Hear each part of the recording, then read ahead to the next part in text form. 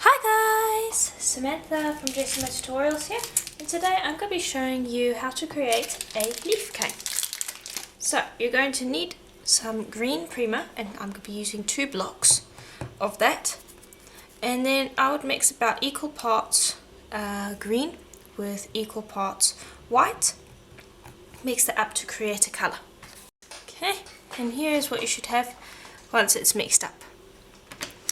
Now you're also going to need a piece of wasabi, and this is about 2 blocks of wasabi. And actually with the green, maybe instead of making that 2 blocks of each colour, make it only 1 block of each colour. That way you'll have equal parts wasabi to equal parts of your colour mix.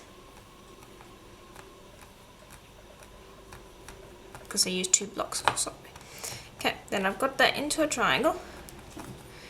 I'm going to take this, fold that into a triangle, and I'm just going to trim that. There we go. And then just put them together like so. Make sure you have some green left on one side and some wasabi left on the other side, and just turn that into a skinner blend. And I've got a more detailed skinner blend video, but basically what you do is you roll it through like so, then you fold it like so, so you've got one solid colour on each side, and you roll it again. Now when you're folding it, if you fold it like this so you end up with 2 colours in the fold, that's wrong. You fold it this way so you have one solid colour on either side of the fold. And then you just continue folding and rolling until you get a nice even blend. There we go, and this is what you should end up with. Nice even blend. Now what we're going to do is I'm just going to fold that in half and in half again. So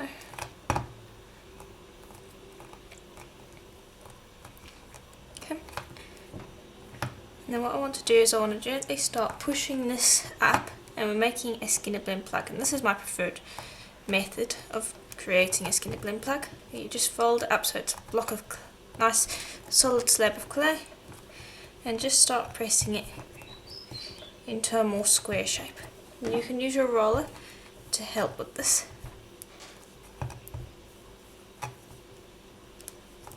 And just continue doing that until you get it into a somewhat square shape. Okay, then once you've got it into a similar shape to this, this is the shape, the side that is going to be our visible cane. So we're going to be wrapping black around the long sides. So I've got a piece of black here that's been rolled out to about 1 millimeter thick on my pasta machine. I'm just going to trim these edges up quickly.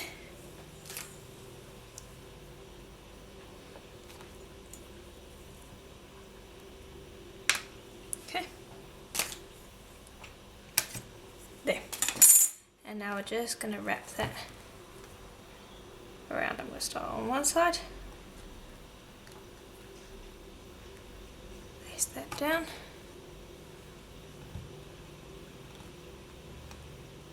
and then start wrapping around, and I'm doing it so that I can feel that there are no air bubbles getting trapped, because we don't want that.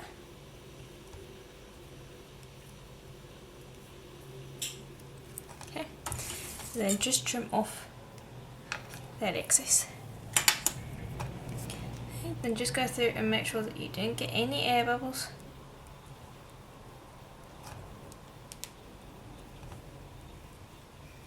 Because that's quite important, we don't want to have any trapped air bubbles.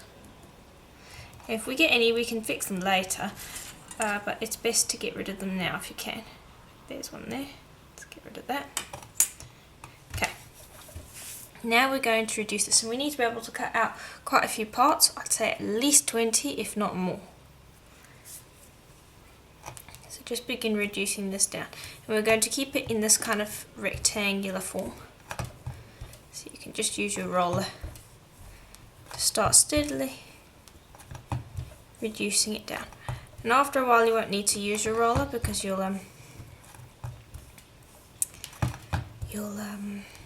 be able to use your hands, but in the beginning it can really help to use your roller. Okay, then once you've got it as long as you can with your roller, you're going to want to take this and make sure that the Skinner blend is facing this way, so you've got wasabi on one side and the green colour on the other side. You don't want to be doing it this way so it's wasabi on top and green colour on the bottom. You want it so you have both colours featured on the side. Just start flattening it out like so along the entire length, because we're going to now run the serve pasta machine and turn it into a strip. So just flatten out the whole piece, and at the same time while you're doing this it's going to be lengthening it as well. Then flip and repeat the process, and just continue doing this until you flatten out. And you don't want it to be widening, you want it to be lengthening. Okay, and then finally I'll just use my roller to start flattening this out before I put it in the pasta machine, just to make sure it's smooth and flat enough to go through, because we don't want it to distort too much.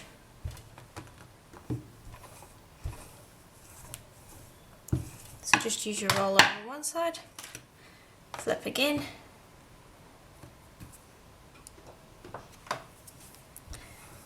and roll again. And then we're going to run it through a pasta machine, lengthening it again. And then we will have enough to start creating our leaf. Okay, here we go. Now I'm just going to take this part here and I'm just going to slice it so you can see. Just flatten out that end a bit. You need to take the other end and do the same. Just chop off that end where it's gotten a little distorted, like normal. And then we're going to run this through the pasta machine. There we go, nice and long. And this was rolled out on my thick setting, which is about 1 millimeter thick. So now I'm going to be taking pieces and I'm going to make them maybe, let's see, how long would this be? Say about 2.5 centimeters long. And I'm just going to cut out a whole bunch of those. You want to cut out your entire length of Skinner blend to be that size. Okay, and then you are going to run out of space on your tile, so what you're going to do then is you're going to place down one, and we want the yellow to be the outside of the cane, so place it down like so, then place down another one, and I'll show you what it looks like in a second.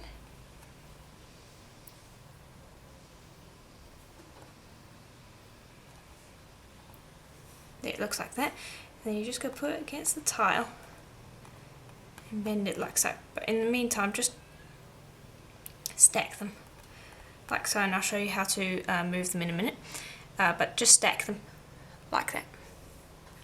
Okay, so I've cut them all out, and now I'm going to show you how to stack them. So you want to have it almost like when you would make a bargello, where you have one a little bit higher than the other. So it's almost like a case of stairs, but very small differences between each one. And just continue stacking like that. And this is a very similar process to what we generally use to make a feather cane, but this time we're doing it in green, and it's one of my favourite leaf canes. I'll show you an example of projects that I have already done with it.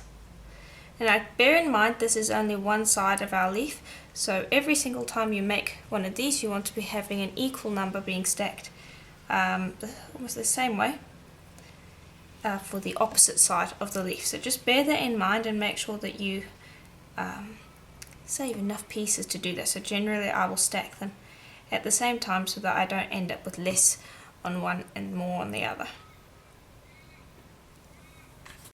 Okay, and here are our two pieces.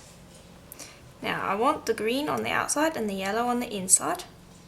So what we're going to do is we're gently going to place that onto our tile, like so, so that one end is sitting flat and the other end is sitting like so. Hopefully you can see that.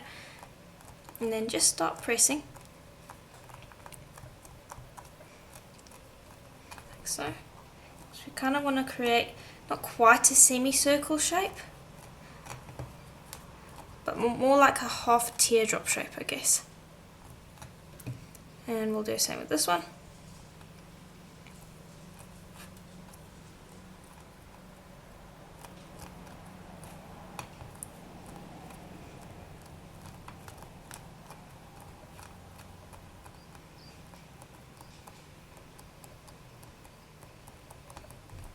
Like so, as you can see.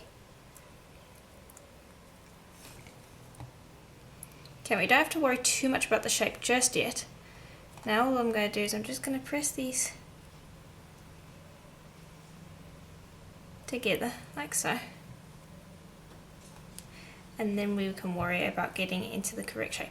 Now, because it's a leaf, you can keep it in whatever shape you want. The feather typically is in a more teardrop shape. This one is more in a long shape. If you want it in a teardrop shape, just press and prod it into that shape. Very simple, very easy. And this works very well. It's a very easy technique. You can use it to make leaves.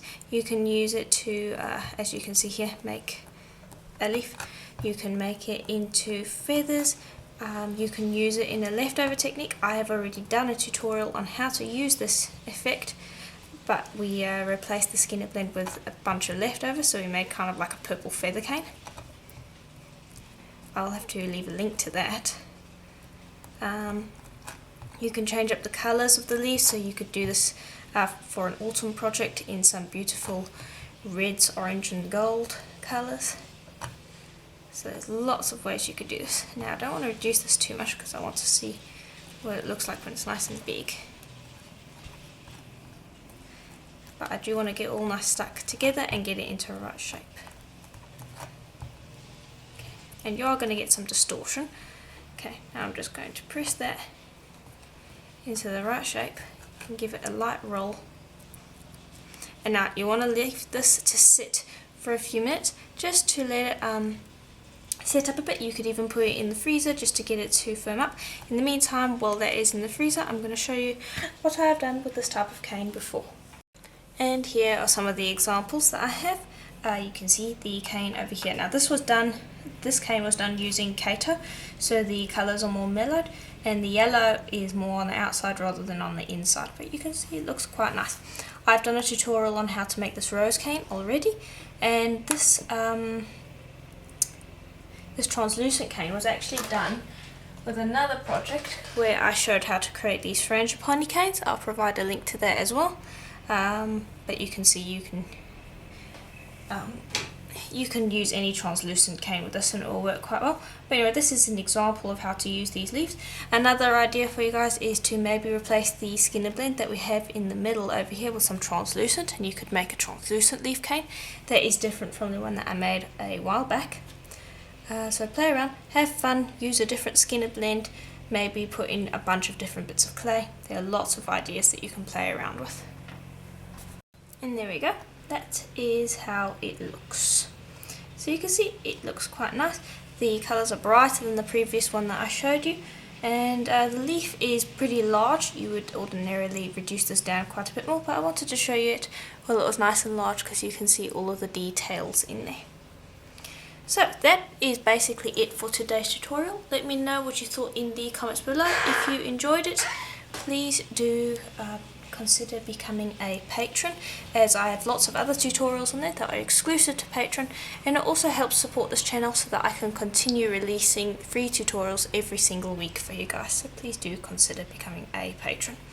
And if you have any questions, let me know in the comments below, and I will see you in the next tutorial. Bye for now.